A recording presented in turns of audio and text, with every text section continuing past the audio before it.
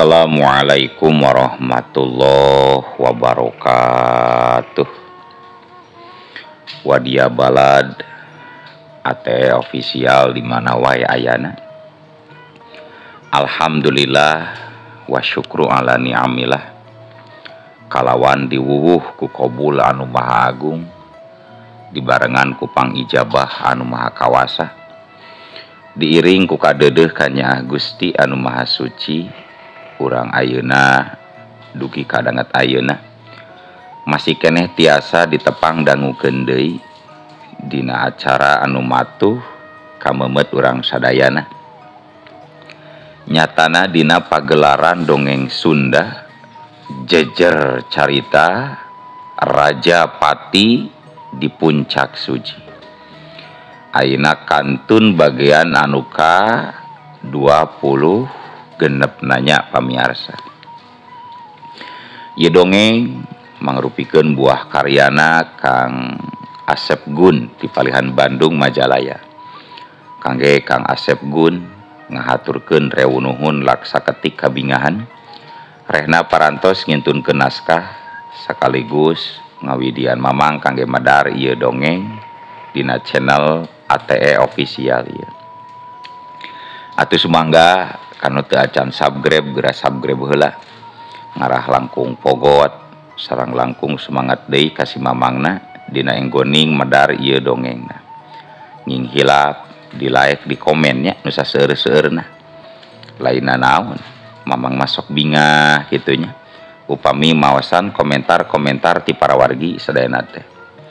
Kalintang bingahna deui upami mah link video mamang ieu dipangeserkeun atanapi dipangbagikeun. Atuh ngarah teh nyangkolong tingkana waktos sumangga. Ayeuna mah urang lajengkeun deui dongeng Raja Pati di Puncak Suji bagian anu ka 20 genepna. Kumaha salajengna? Sor cekopina, detot simutna, pagan heula tali kolorna, bisi morosot, merezel, morozol, uzel-uzelan di tengah jalan. Tumpak dong dong tes.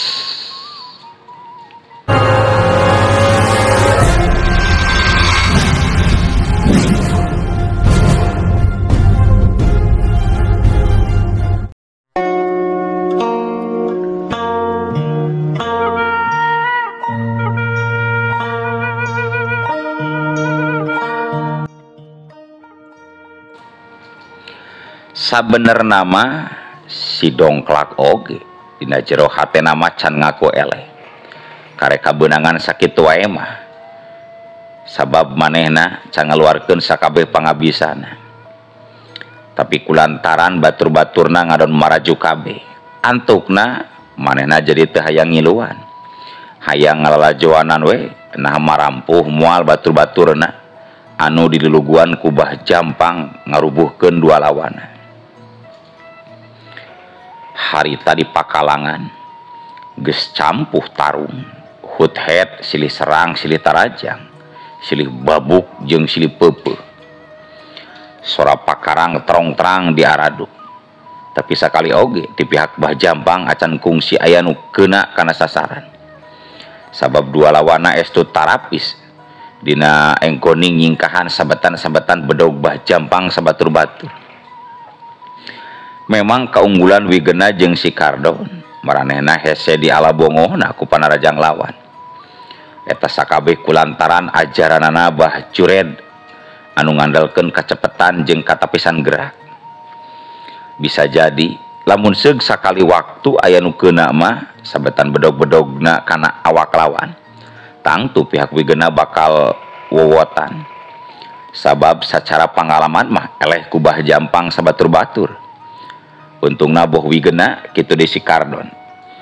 Katapisan jeung kacepetan gerakna geus aya di tingkatan anu lumayan. Anu antukna kadienakeun mah jadi malik kalau pihak Bah Jampang anu terus undur-unduran nadah sabetan pakarang lawan anu terus-terusan ngarah kana badan maranehna. Sedan zia kalah aing nu bisa mengeh ieu teh begang dobleng marundur lagi marundur Goblok si dongklak kalang ngajedong siapa lain mantuan sia teh deuleu. Cek Bah Jampang bari ngareret ka si dongklak anu tadi kalah tiup teu milu asup ka pakalangan. Si Dobleng jeung si Begang harita keneh marundur sabab karasa kumaranehna oge asa capek jeung meh-mehan biakeun tanaga kulantaran dua lawanan weh hese pisan di ala kalemahanana. Pok si Begang nyarita ka Bah Jampang basa geus lumayan jauh ti tempat narangtung ngawigeuna jeung si Kardon. Halo, asa leueur-leueur teuing mangkluk teh Bah. Nepi ka sakali oge can aya nu keuna kana awakna Panarajang. Boh tenggelan kitu deui sabetan. Kalah jadi capek ngaladen oge Bah. Cek si Begang bari renghap ranjung.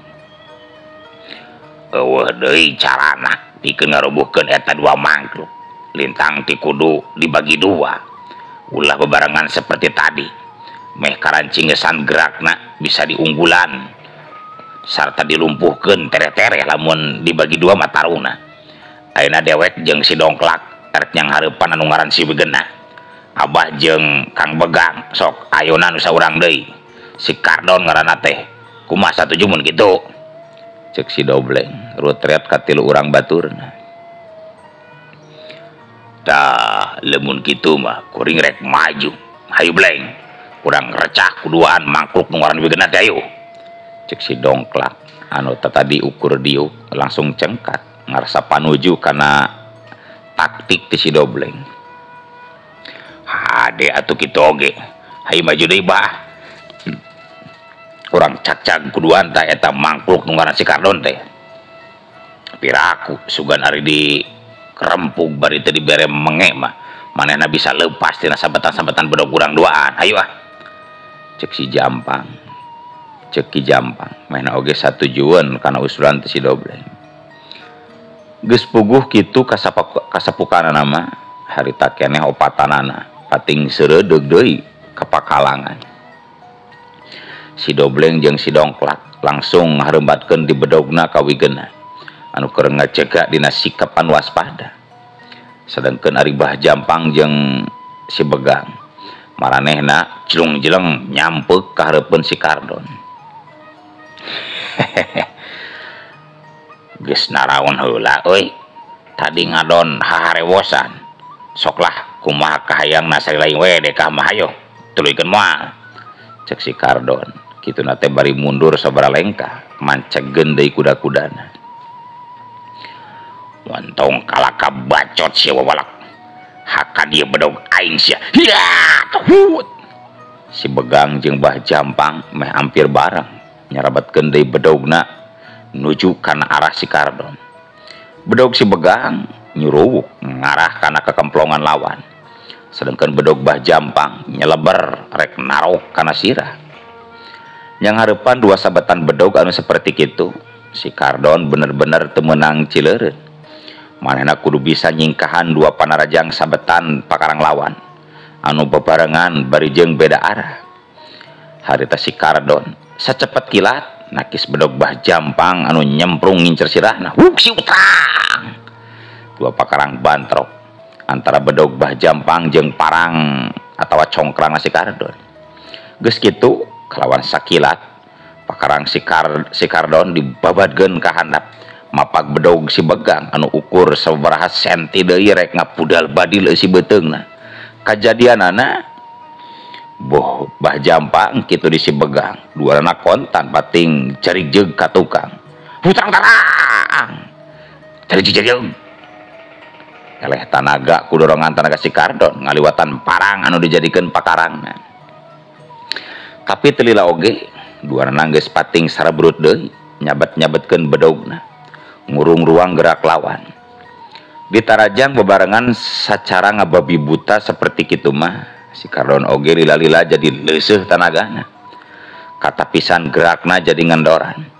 Nepi ka dina hiji kasempetan waktu bedog Bah Jampang geus nyampeuk pisan ngarah kana dada. Sawatara kitu bedog si Begang oge ukur sacengkal deui rek ngagabres kana beuteungna. Si Kardon ukur bisa nakis bedog Bah Jampang nu aya hareupeunana. Hutrang, dugdes. barang jeung ngabelentrangna sora dua pakarang diadu antara bedog Bah Jampang jeung pakarang manehna. Sabetan bedog si Begang mah geus teu bisa digiwarkeun deui. Tapi si Begang nepi ka mundur sabaraha lengkah ka tukang bari molotot. Basa bedogna anu nenggel kana beuteung lawan karasana lirikeuna kana batu karang. Ngabelentrang ngajadikeun leungeunna sing seureumkeun. Hutrang carejeung. Si Kardon anu basa tadi geus pasrah bari meuremkeun panonna. Kakarak sadar nalika beuteungna karasa aya anu nonjok tapi henteu pati karasa nyeri. Barang bray manehna ngabeuntakeun panonna reet ka pelebah beuteungna. Katempo bajuna soeh tapak bedog tapi kulit beuteungna mah teu cedak, teu cecel, teu bocel sateutik acan. Aing karek inget omongan Bah Juret ti heula. Yen awak aing jeung awak si Gena teh moal teu raku pakarang seukeut naon wae oge. Ari kieu mah keur naon make jeung nyingkahan sabetan bedog musuh.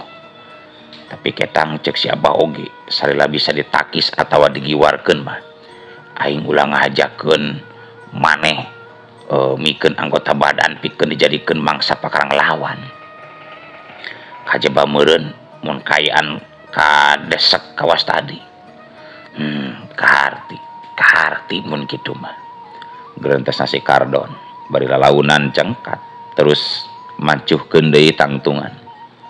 Sawatara kitu si Begang nu harita keur nangtung hareupeunana. Beungeutna katarapias kawanina jadi ngurangan. Sedengkeun ari Bah Jampang barang manehna nyaksian lawana waduk teu raku pakarang. Jiga nu teu pati kaget atawa reuas. Tenang Gang, tenang. Abah boga pangapesan anak keur manusia anu teu teurak ku pakarang mah. Ka dieu geura cing deukeut ka dieu. Cek Bah Jampang. Ngageroan si Begang titah ngadeukeut ka manehna. Tuluy geus deukeut ngaharewos ditompokeun kana ceuli si Begang. Geus kitu pok deui. Bah Jampang nyarira ditarikeun. Tah gitu Gang euy. Ulah sieun ulah jog seber. Hayu urang nempuk deui kuduan. Ingat anu bieu dihareweskeun ku Abah teh inget. Cek Bah Jampang bari ngiceupan mere isyarat ka si Begang. Siap Bah siap. Tembal si Begang. Kituna teh bari nyiduhan heula bedogna nepi ka lamokot. Cuah. Hal sarupa kitu teh dilakukeun oge ku Bah Jampang. Hayu. Ayeuna mah urang cacag kuduan euy ayo. Barang jeung nyarita kitu kalawan jiga anu geus meunang ngomando. Curela celeng-celeng.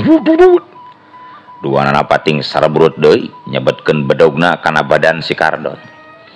Si Kardon oge jadi leuwih hati-hati. Senajan awakna wedug tapi moal ngahajakeun mikeun awakna pikeun jadi mangsa pakarang-pakarang anu jadi lawanna. Komo tadi kabireungeuh Bah Jampang harewosan ka si Begang. Mahena oge surti ngeun anaon anu diharewoskeun ku Bah Jampang. Si Kardon harita keneh metakeun sakabeh pangandiwasa anu kacangking ku dirina. Sakabeh ilmu anu meunang ku guru ti guruna anu aya di wewengkon Bantan jeung ti Bah Juret kabeh dikaluarkeun. Atuh moka gerakan jeung tenggeulan sarta sabatan-sabatan pakarang di leungeunna jadi tambah kesit jeung hese katuturkeun ku panon musuhna nu duaan. Da sanajan nurutkeun pangalaman mah jauh taneuh ka langit ari dibandingkeun jeung Bah Jampang katu si Begang oge. Ngan ari ilmu jeung gerakan sarta katapisan mah jauh aya di sahandapeuna maranehna ngan ari ilmu jeung gerakan sarta katapisan mah jauh aya di sahandapeun manehna duanana oge.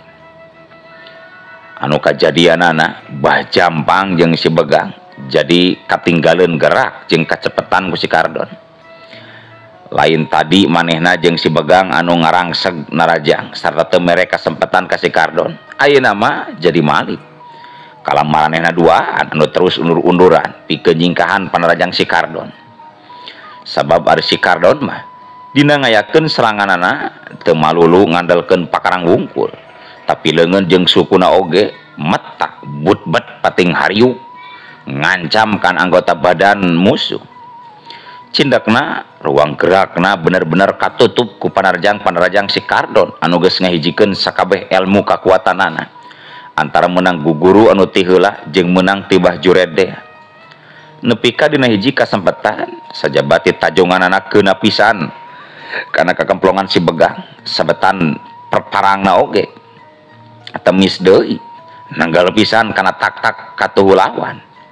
Sanajan secara syariat mah jiga anu mintul jebak karahaan parang dina ceklan si Kardon teh, tapi teu wudu tak-tak si Begang nepi ka doang getihna ngaragajag maseuhan leungeunna si utra breut barang mireungeuh nu jadi baladna kabeunangan seperti kitu bah jampang jadi marem. Sanajan manehna maksakeun metakeun bedogna dibubat babitkeun ka arah lawan oge tetep hese keunana. Katambah beki dieu tanagana beki leuseuh kangarana ngalawan budak ngora atuh anu keur meujeuna rohaka ku tanaga buta tulang buta daging. Angger najan manehna kawilang jawara nu geus palangkotan oge moal bisa nandingan kana tanaga lawan anu ngora keneh. Jabati kitu basa manehna ngareret ka baturna nu duaan anu keur ngarempug wigeunna katempo sabaraha kali si Dongklak jeung si Dobleng oge kabeunangan ku wigeunna. Buah si Dobleng pon kitu si Dongklak posisina sarua jeung manehna keur kadeseh kudu jadi lawan.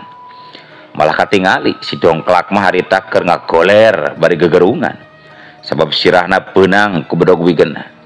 Sedangkan si Dobleng katempo ukur bisa cungcat cingcet bari undur-unduran tanpa bisa malik narajang. Jabati kitu oge teuing iraha daratangna didinya geus loba jalma anu ngagarimbung ngalalajowanan anu keur tarung bah jampang ngagarantos di jero hatena. Cilaka lamun aing teu gancang-gancang mabur ninggalkeun ieu lembur bisa-bisa aing sabatur-batur bakar dicangka ka urang lembur leuwih hade aing kudu mabur ti dieu ieu mah. Sangeus boga pamikiran kitu bah jampang langsung luncat bari ngenyang leungeun si Begang anu keur haharagungan ngarasakeun tatuna dina tak-tak bari nyarita ditarikeun sarta ditujukeun oge ka baturna anu duaan nyatana si Dongklak jeung si Dobleng. Dongklak mabur euy mabur moal kuat mabur cek bah jampang kitu teh bari manehna sorangan mah miheulaan lumpat ninggalkeun pakalangan dituturkeun ku si Begang. Lompatna katingali rada rarampeolan geus teu kudu ngadua kalian marentah ngadenge bah jampang ngomandoan kitu juk berengbeng we si Dobleng jeung si Dongklak oge maranehna malabur ninggalkeun lawan terus mangpret nyusul bah jampang anu geus melenteng jauh lompatna. Sabenerna lamun urang lembur bojong nangka ngahiji sarta dibarengan ku kawani bah jampang jeung sakabeh anak buahna katut gegedug garong nu sejenna oge bakal bisa dielehkeun ngan kalobaanana boh urang bojong nangka boh saha wae oge sok kaburu ku sieun ku ngaran jeung sieun ku beja anu nyebutkeun kajagoan jeung kawadukan para garong. Dari dilawanan mah cantang tu eleh maranehna oge seperti yang dilakukan ku wigeunna jeung si Kardon harita dikeun maranehna duaan moal jug seber ku ngaran gede satungtung can dipecakan mah kitu sakuduna keur sararea oge cindekna ulah kumeok memeh dipacok ulah sieun memeh diaduan cobaan heula we.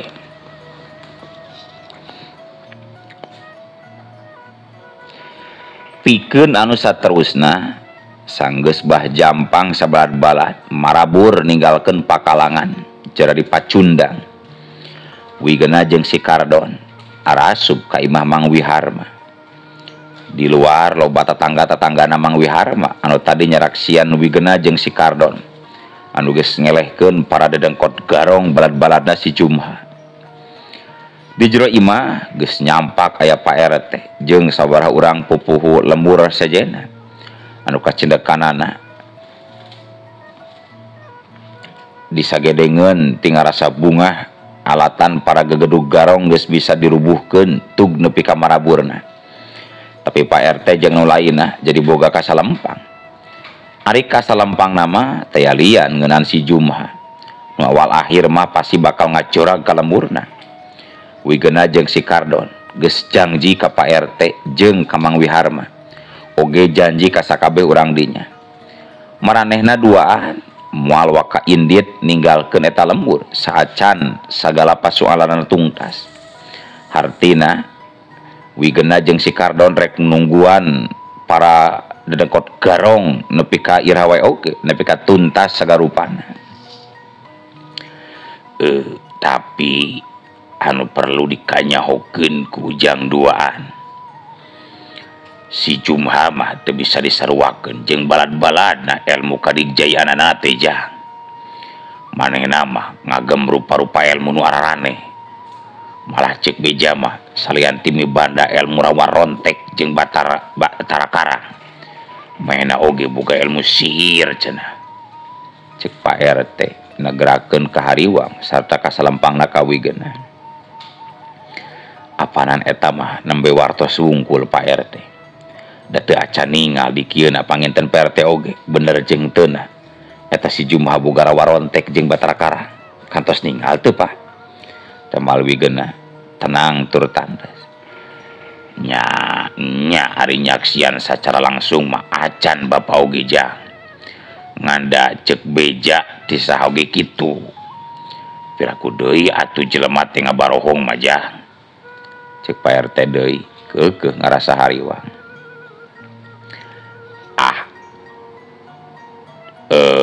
Teu piraku Pak RT. Ari karesepna ngabohong mah nya ngabohong we jelema mah. Pan kitu tabiata jelema mah. Dititipan duit sok ngurangan, dititipan omongan sok nambahan. Ih, si Sujang mah haiteun teh. Jadi kumaha atuh jang ieu teh? Pak RT ngarerer ka wigeuna. Tenang we Pak RT, oge sadayana urang dieu.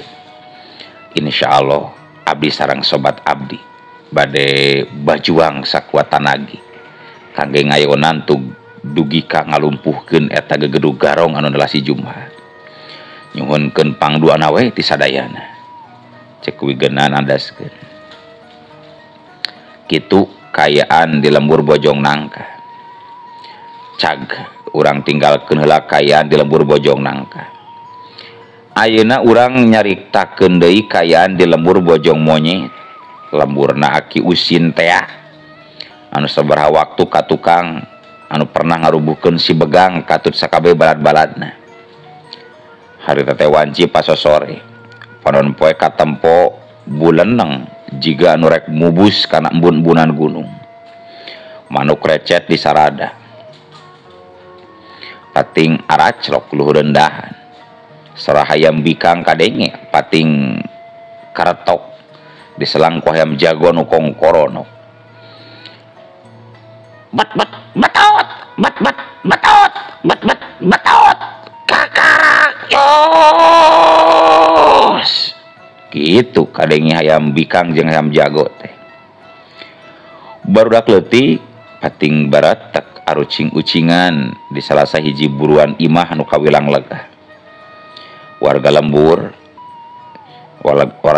Bojong Monyet geus aman, geus tara kapalingan deui pakaiana ayeuna mah.